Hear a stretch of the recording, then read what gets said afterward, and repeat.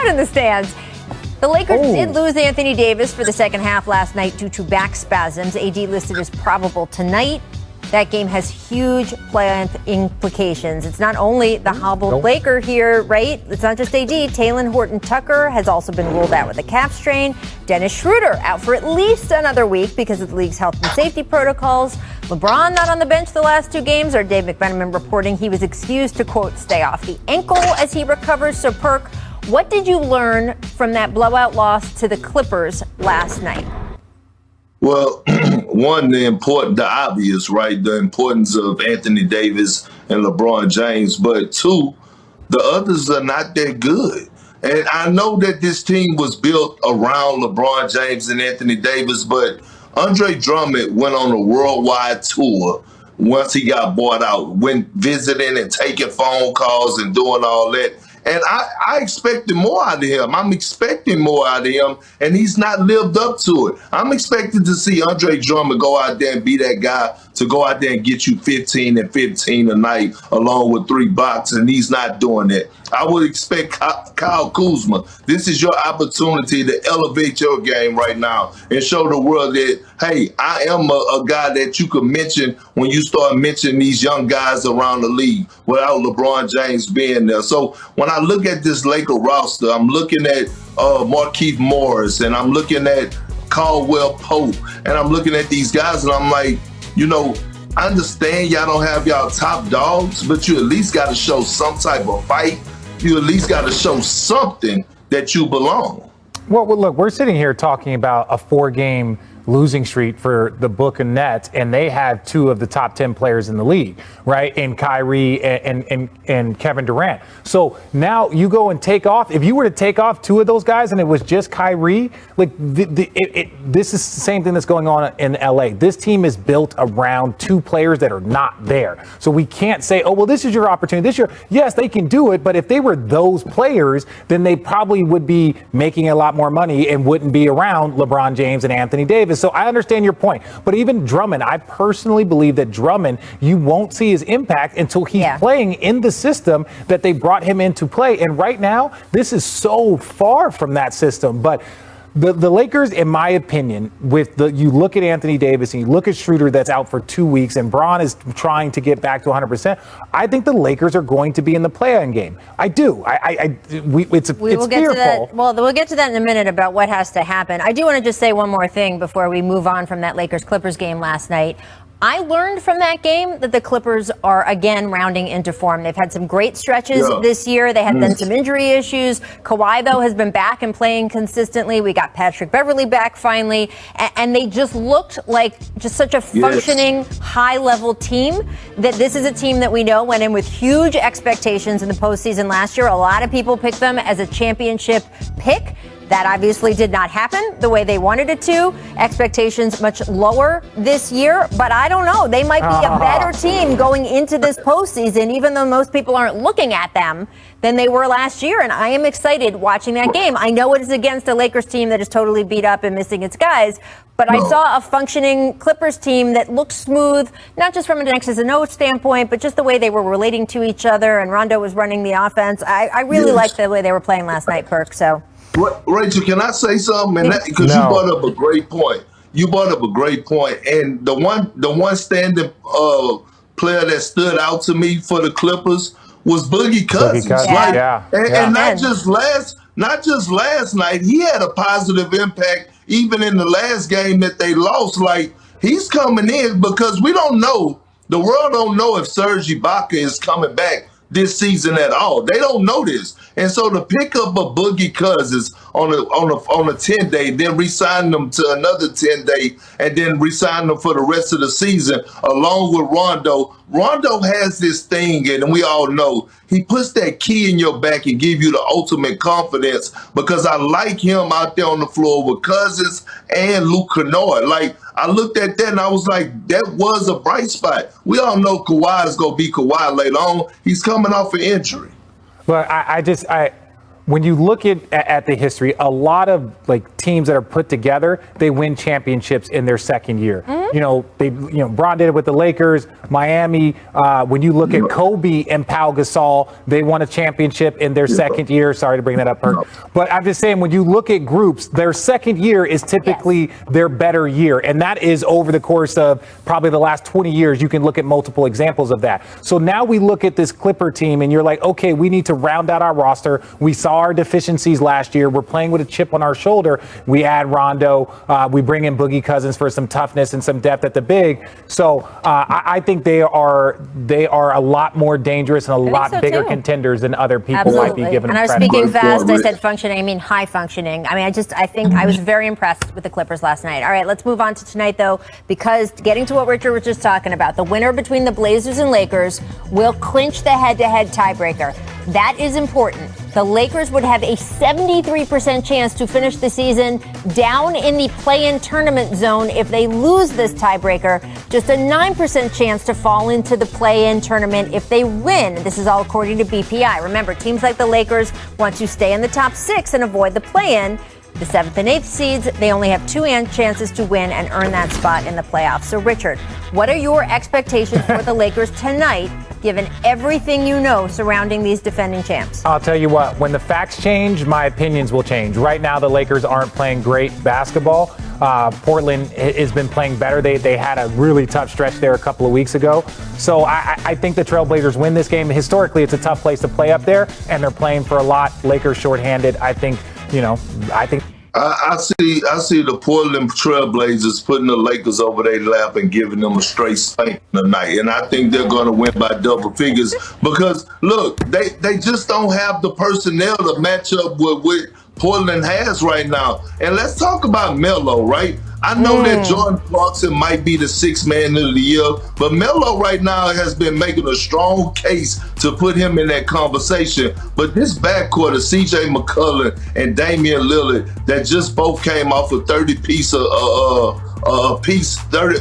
points apiece in their last outing.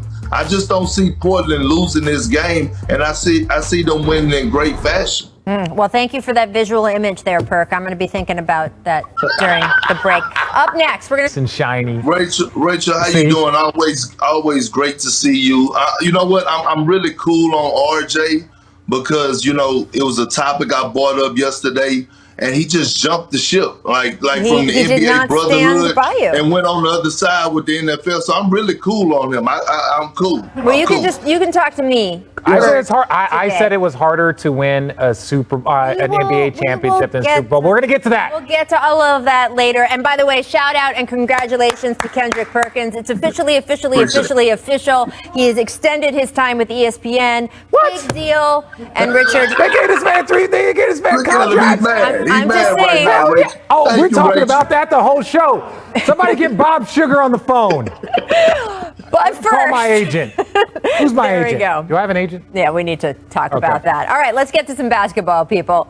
There is really only one issue that matters when it comes to the Brooklyn Nets. Can all 3 of their big stars be healthy at the same time? And can that time be the final month of the playoffs? If the answer is yes, they are going to be hard to stop, regardless of how much playing time they've had together, regardless of how average their defense is, regardless of losing streaks like they're on the one that they're on right now, which last night in Dallas extended to 4 games. If you have a healthy Kevin Durant, a healthy James Harden, and a healthy Kyrie Irving on the floor together, with the depth that GM Sean Marks has been working all season to fill in around them, no, they are not guaranteed to win a title. Please listen, I said that. They are not guaranteed to win a title. But they will be arguably the most formidable offensive team ever assembled, playing in an era where offense rules. Of course, all of that is an if. It has been 111 days since Harden debuted in Brooklyn. And during those 111 days, only 6 times has everything aligned for all 3 men to play a complete game together. On the other days, especially when it's Harden who is out, take a look at the numbers. The Nets are 5-1 when all 3 stars play a full game. They're 18-3 when it's Harden plus either KD or Kyrie, and they are 13-13 the rest of the time. Or to put it another way, when all 3 guys are healthy, the Nets are the Incredible Hulk. When they are not, they are more Bruce Banner. Hey, look at you. And when you're, say, the Hulk, it doesn't really matter. If some dude corners you in an alley and punches you, you don't really feel it, and you can always turn around and just step on the guy. If you're Bruce Banner in that situation, you have to be agile to duck the punch. You have to be smart to figure your way out of the alley. So when last night in Dallas, after the Nets had shown up as, yes, Bruce Banner, they had to actually figure out a way to duck the Mavericks' punch. And they almost pulled it off thanks to a spectacular scoring night from Kyrie Irving. He was 10 for 14 with no turnovers in the first half. By the time the game was over, he would have 45 points, including 13 of the Nets' final 17 in the game. Maybe Kyrie was showing out for some of the high-profile fans courtside. Not only were former President George Bush and his wife Laura there, but so was future Hall of Famer Dirk Nowitzki cheering for his old teammates. And while Luka didn't have his most monster game, he was great when it mattered. This driving layup was an answer to a KD basket. And, okay, did he just do the MJ shrug after that one? Oh. Maybe the security guard shrug? I don't know. And then here, less than a minute to go, a little Dirk homage in front of Dirk. That's so nice. Look at that. The win moved the Mavericks one game up on the Lakers and Blazers for the West fifth seed. Now, as for the Nets, well, take a listen to them after the game. They had a lot to say about how this losing streak was actually good, since it revealed some weaknesses the team can work on before the playoffs. Stuff happens, but I think it's good that we have these tests now and these challenges. You know, it's been too easy at times, so it's good. When you're playing playoff teams that need wins, that are, you know, really coming out to try to win these games and play at a high level. So this is good for us. I mean, sure, it is good to know what you have to work on for the games when you are Bruce Banner. If there are stretches of the playoffs when the Nets are down a superstar, they will need to be more agile, play smarter.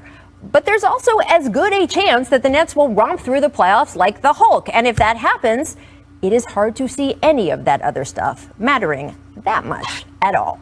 So, Richard, where are you on this? I am not concerned about the 4-game losing streak because I think that if the guys are healthy in the playoffs, this kind of stuff isn't going to be a factor. Well, I think it also goes to improves how important having all three of these stars are going to be, because what you've noticed in these 4 games is you've seen a bit of a drop off with kind of the other guys, whether it's, you know, Blake Griffin or Bruce Brown or Landry Shamet, Joe Harris. These guys have dropped off a little bit, and a lot of that has to do because, one, they were the ones that were kind of holding down the fort when all of the superstars were kind of rotating, and you're also missing the guy that was leading the league in assists, that was getting those guys easy shots and creating for them. So you lose out on that guy, and then you have your 2 guys, Kyrie and Kevin, are predominant scorers. Like, that's what they do. So if you look at the 4-game losing streak, they lost to Portland, they lost to Milwaukee twice, and they lost to Dallas. These are all playoff teams. They're just not like playing great right now. And they were close games. All of these went down the stretch. So I'm not worried, but it is, if they're going to be who they want to be, all 3 is important. There you go. What about you, Perk? You know what? Oh, you know, go. First of all, what's alarming is Steve Nash comments. Okay, that's the first thing. And you know what's disturbing is that y'all doubled down basically and agreed with him. Here it is, okay? And when you're talking about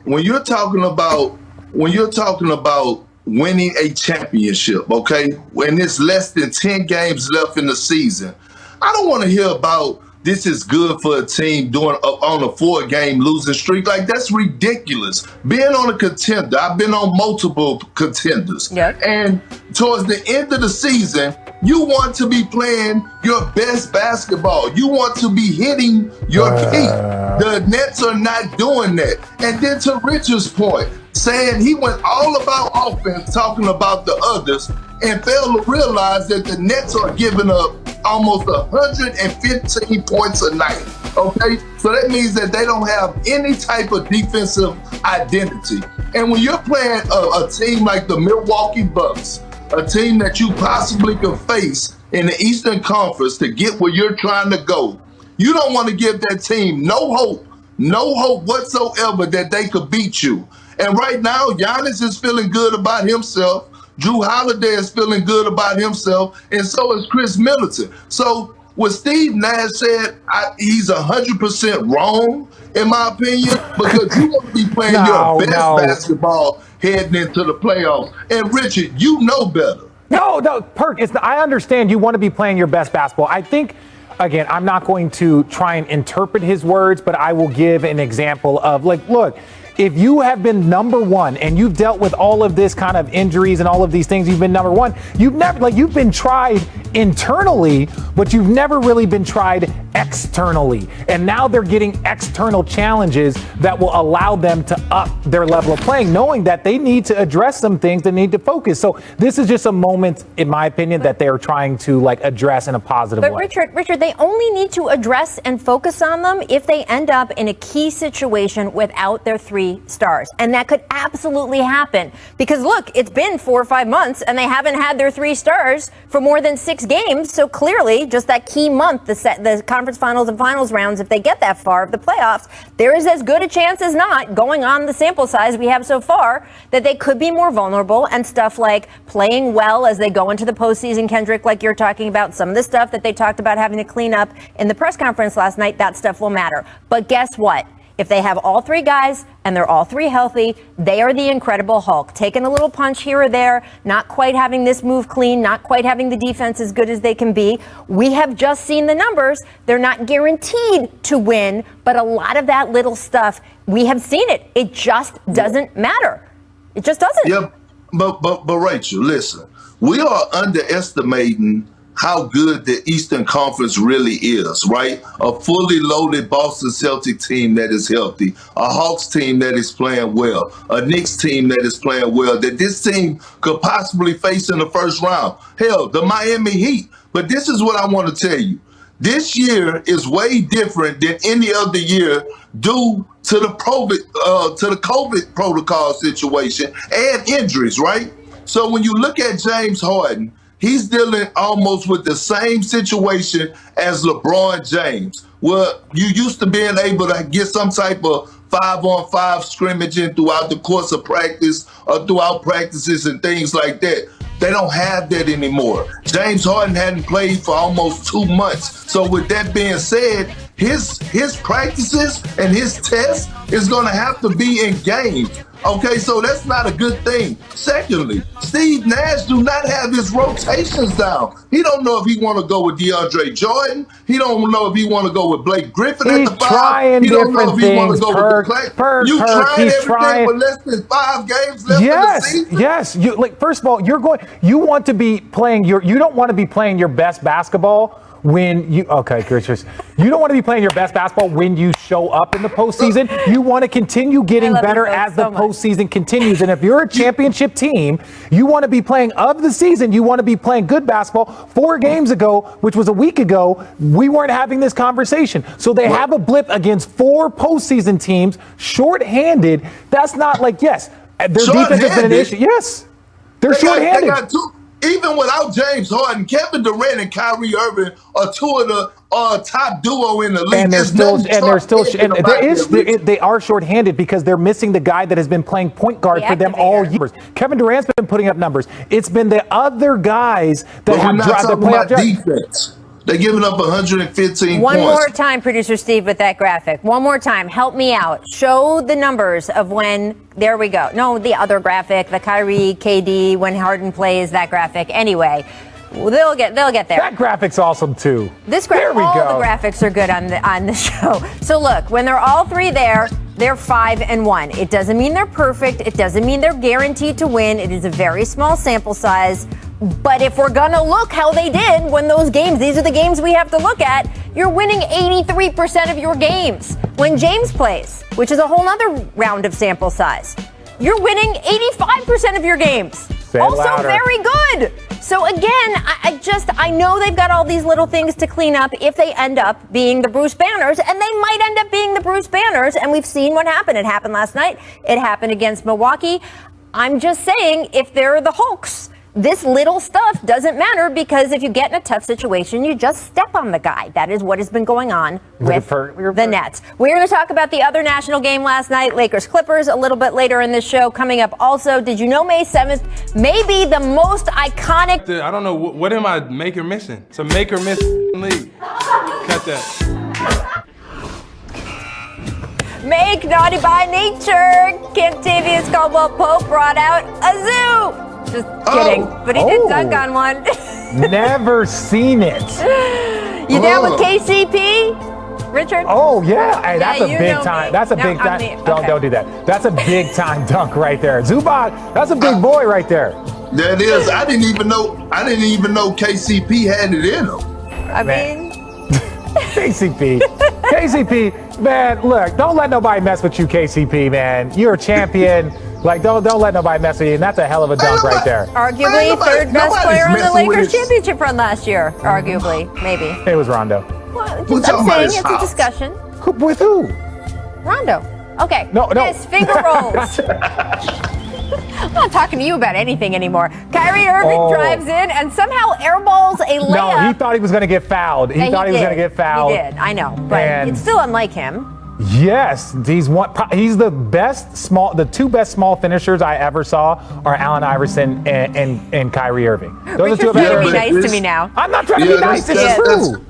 That's cool, RJ, but this still is a Shaqtin' a Fool moment right here, okay? You can say whatever you want. He airballed the layup. This is a Shaqtin' a Fool moment. We gotta go I sit like up here and producer Palmer has the down. spooky music on. I've never with, like, been a on ghost Shaqtin' a Fool, locked so I in. don't know. Oh boy. Make the hive. Bulls Hornets. What do you want me to? I haven't. Here comes Caleb Martin. Big dunk. Oh, Big dunk. There we go.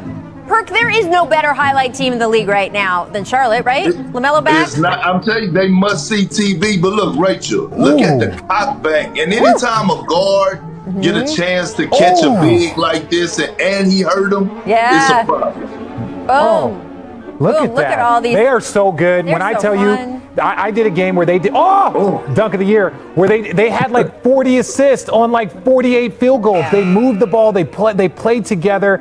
That's why LaMelo Ball, I love Anthony Edwards. He's going to be a 10-time All-Star, but LaMelo Ball is the MVP. The impact Or on rookie of the winning. year, excuse me. The impact on Rookie of the winning year, my bad. as a rookie, so unusual. All right, missed, two hands. Hops out and soaring. John Collins snatches it on the lob, punches it in. Richard, did you have many alley-oop posters? Did I? No, people kind of knew better. I'm going to be really honest. Here's man. one. And that's at 36. Poor Kaminsky. Oh, man, Look, people kinda 36, knew 36, you doing this? Like, come on. Look, I didn't even touch the rim. You know what I'm saying? Like, no fingerprints, no evidence. Thank God for athleticism because your skill set wouldn't have got you through. Yeah, same thing with you being 6'10". All right, thank God for size. We do with what we have, If you and were you both 6'4", did very well. I have a feeling that you wouldn't be signing an extension with ESPN. Yeah, whatever. Do I see a ring on those two fingers? Yes, Yeah. I do. That is what matters. Meg hitches. Apparently, Chuck has a new and improved golf swing. Shout out our friend Charles Barkley. That's beautiful. You know what I like? I like that he keeps trying. That's what I like. beautiful. You see, Perk, don't give up. Boom. So, Perk, which Chuck has better form? Chuck Hayes Oh. or Oh. Chuck Barkley? Or that Chuck? Bubba Chuck. Oh. It did You not. know what? Chuck Hayes used to get so many lane violations on Look at his that. shots. Look at the Denver You remember bench. that? Look at the Denver bench. Oh, poor Chuck. Look, That's beautiful. I was going to say. That's a mental thing. You get it, Perk. Barkley's getting it done. There we go. Let's run it back. Maybe the most iconic day in NBA history. A lot has happened on May 7th, people. Take a look here. Nick, help me out. 89, Jordan over Elo. The moment, the shot. That was their the first freeze frame mistake. of that is just incredible. What's the next? 95, Reggie Miller. No. This is 94. Sorry, we were a little behind here. 8th seed. 8-seeded Nuggets topping the Sonics, 1994. This one hurt. I love Sean Kemp and that Seattle team. Gary Payton. They were so good. Let's get to the Reggie Miller highlight. Ripping the hearts out of New York. 8 points in 9 seconds. Woo! Do it again. God, just look. Producer Steve's in our ear. I'm not allowed to say. That was an offensive. I'm that not was a allowed to say foul. anything. Man up. I'm not allowed to say anything about the Knicks, but man, they've had some moments. Oh, man, come on. That Reggie spike is iconic. 2002, Allen Iverson, our greatest living American. He has a different idea about practice than you do. Take a listen. We just talk about practice. We sitting here, I'm supposed to be the franchise player, and we're in here talking about practice. I mean, listen, we talking about practice. Not a game, We talking about practice, not a game, not the game. We talking about practice, man. I mean, how silly is that, man? We're talking about practice, but we talking about practice, man. What are we talking about? Practice? We talking about practice, man. We talking about practice. We talking about practice. We ain't talking about the game. We talking about practice, man. Great now. Allen Iverson would be great now because they don't practice. They don't ever practice. And those were Larry Brown practices in the early 2000s, everybody. So that was like 2 hours a day, an hour and a half of film session. Those were hours. Kirk, what was your favorite from those moments, those May 7th moments? It was Allen Iverson because he changed the game. You know why? Not only did he make it cool to wear baggy white tees, do rags with the fitted cap, but guess what? He changed the game for his practices in all sports. Since this interview, practicing and went down the roof, especially for superstars, and rightfully so. He made a great point right here. You want it now or you want it in the game? I'm playing 40 plus minutes. Tell people to stop calling you, Kirk. Get practice. Put your phone on airplane mode. I have said on the show, I have gone in depth and explained all the different factors going on that day for that press conference, how they got to that point, what happened afterward. I'm not going to do that today. I'm just going to say that press conference was a work of art. It belongs in the Louvre. And that's the best moment from this date, Richard. Yeah. There you go. If you have something else to say. I don't have anything to say other than, one, put your phone on airplane mode. And two, Perk, I just want to say that the best one that I saw was Reggie Miller because I was watching that as a kid. That was back in the day where there was the NBC triple headers all day long basketball. And I would just sit there and just be like. By the way, 26 years ago today, also, Michael Jordan debuted the Concorde. Training way too much, and I got to work on that, and I just got to stay calm and just not talk to them. I got to learn from that. Welcome back to The Jump. You just heard Luka Doncic. I'm here with Richard Jefferson, and apparently you pulled some strings in the control room and got Perk kicked off the show for a minute. Honestly, thank God. Like, he just got a new deal, and I'm so happy for him. But like, the best part about it is hopefully he can afford some new internet. Like, that's really what's most important. We'll be back. I do want to get to Luka. But why? But why? Luka just one technical foul shy of a suspension. Yep. Richard, he has said, "Don't worry, I won't get one." But then he came close last night. Do you trust him to avoid it? It's 6 games of the season. Now, look, referees know. Referees are aware. Yeah. They know these things. And so if he's making an effort not to do something, the referees will be in understanding because they can see a behavior change. So they will also try and respectfully. But he's back. But the real thing about Luka is that what if there's a scuffle and 2 guys get into it and he's just pushing? A lot of times referees will call double text just to eliminate that. Right. And so I understand that. So I believe that he can do it, but I also feel like he put himself in this position. That's why I'd love to hear the maturity of him saying, I need to be better at this because we got 7 games to go. We're in a race. I can't afford to miss a game. Right. I get that. Perk is back. Welcome back, Perk. Welcome back, Rachel. I mean, look, RJ is just giving out bad advice, telling me to put my phone on airplane mode when I should have just left it alone. All of a sudden, my phone just went out. Like, just stop, man. It's not your day. But look, I trust Luka, okay? I do trust Luka as a guy that led the league in technical fouls a year and came in second in another year, and third in another year. He is going to be able to control himself because guess what? He don't want to cost his team, and like Richard said, it's going to show maturity, right? But look, this is where I have a problem with. The referees have to realize that this is the emotional game, and everything is not going to be soft-spoken. Sometimes guys are going to overreact in a certain type of way because you're in the heat of the battle. So it's hard to calm down. No. Stop it, Perk. Listen, really quickly. You just said, right? Now, we've seen it with Draymond. We've seen it with Rasheed Wallace. We've seen it with Dwight Howard. You've talked about it yourself. There is a level of consistency here. You talk about, this is an emotional game. Then why is it that you were top 3 different years? Because I'm an emotional guy. Game for you. I understand that. I'm an emotional guy, you have to control your emotions. What about the other 400 players? Guys who led the league in texts like Luke is and Russell Westbrook and myself, we can't help that we have more passion for the game than guys like yourself. I mean, that's just part of it. That's not funny. I hear people laughing in the background. That's not funny. Look, the entire studio crew is laughing. Yeah, no, Perk, I understand your point. but ultimately Luka Doncic is going to be a force for the Dallas Mavericks. And if every year, the last 10 games or the last 5 games, he's worried about whether or not he's going to miss a game because of a suspension, all you got to do is dial it back 3 times. 3 times. Don't get 3 of those technicals, 2 of those technicals, and then you're fine. Or at least have it kind of in your brain if you like to get technicals from a tactical standpoint to help your team or to help your case. You got to do it month by month, kind of have that number in your head. Well, look, I will say 2 things. First of all, producer Hillary just got in my ear to Richard make it clear that also the entire control room was laughing when Perk made fun of you just now.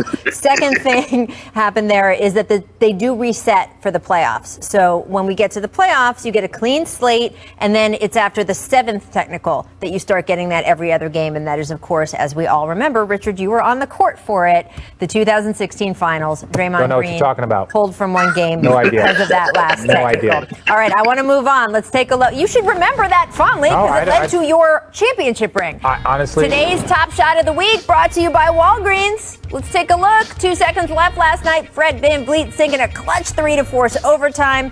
We've seen Fred hit many clutch shots in the recent past, dating back to that, of course, championship run. However, in overtime, the Wizards then pulling off the win. They are 12-3 in their last 15 games, very firmly now in that play-in tournament picture. So, Perk, how dangerous are the Wizards? If they make the playoffs, they would still have to win 2 of those play-in games just to get in and face the top seed in the East. Well, Rachel, they are very dangerous, and we're talking about one of the hottest teams in the NBA. Winning 12 out of their last 15? Russell Westbrook is on a tear right now. He is ferocious. When you think of Russell Westbrook and his approach to the game of basketball, I think of Mike Tyson and his approach to boxing. People do not want to see this man coming. And then you have Bradley Beal, the second leading scorer, a walking bucket, and they're playing with a sense of urgency. They're playing with energy. And the kid, I'm bad with names, but the kid Gafford, right, that they acquired from the Chicago Bulls. Gafford, that they acquired from the Chicago Bulls, has been a perfect fit.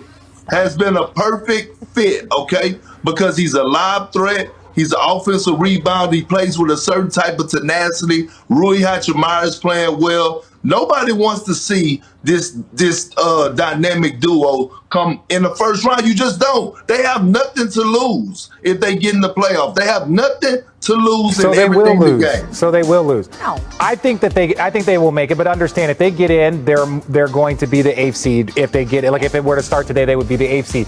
That would put them against the 76ers. Now, while I truly respect Russell, I think he's one of the all-time greats. Not of this era. I do believe like his talent is an all-time great. That's why he's about to pass Oscar Robertson and is going to add another 30 to his assist total or to his triple-double total before. But ultimately, we've seen those triple-doubles not translate into the postseason, right? We've seen it not translate for multiple years on multiple teams. And I'm not saying that he's not going to go out and get triple doubles, but I just think once you're able to key in on Russ in a 7-game series. Triple doubles that aren't translating. It's just you get defended differently. Yeah, that's what I'm saying. You can lure him into taking more bad shots. But yeah, I'm saying his dominance from that area of multiple stats. That's so false. It's not false.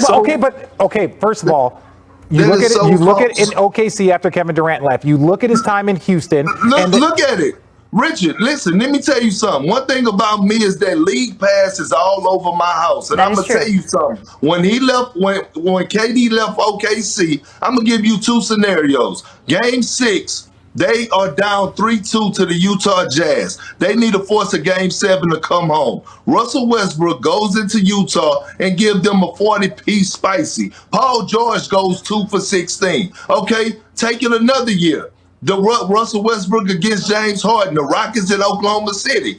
Russell Westbrook is on the road. He's about to force a Game 6 going back to Oklahoma, a chance to tie the series up. He is tearing the Rockets up in the 3rd quarter.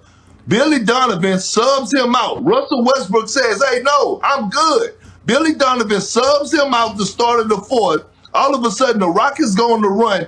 He comes back in the game, they're down 8, and it went downhill from there. So don't give me that Russell Westbrook slander about it. That's not slander. I'm not. First of all, don't you dare Don't you dare start twisting. I am not slandering him. I think it's said I started with the all-time greats. I just don't think that this team, this iteration, if they're at the 8th seed, that they will be able to really challenge Philly or Milwaukee or the Brooklyn Nets. I want to hear Rachel. I want to hear Rachel. I was just going to say this. I would be excited to see a series in the first round with Joel Embiid, Ben Simmons, Tobias Harris, Russell Westbrook, and Bradley Beal on the court together. Love it. So even though I agree with Richard that the Sixers would be favored, I think it would be a really fun series. Great series. I grew up in that area. It's, 2 hours back and forth. You could drive back and forth. It'd be great. So it'd be fun.